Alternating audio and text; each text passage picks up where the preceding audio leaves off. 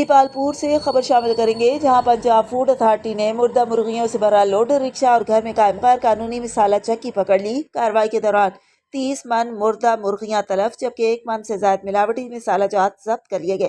مردہ مرغیوں کے سپلائر اور مسالہ چکی کے مالک کے خلاف تھانہ حویلی لکھا اور کینٹ میں مقدمہ درج کر لیے گئے۔ دیپالپور کے نواحی علاقے ہیڈ سلیمان کی روڈ حویلی لکھا میں پنجاب فوڈ اتھارٹی کی فوڈ سیفٹی ٹیموں نے خفیہ اطلاع پر کارروائی کرتے ہوئے مردہ مرغیوں سے بھرا لوڈر رکشہ پکڑ لیا۔ ڈی جی فوڈ اتھارٹی کے مطابق رکشے سے بھاری مقدار میں مردہ مرغیاں برآمد ہوئیں جو غیر قانونی طور پر مختلف فوڈ پوائنٹس پر فاسٹ فوڈ کی تیاری کے لیے سپلائی کی جا رہی تھیں۔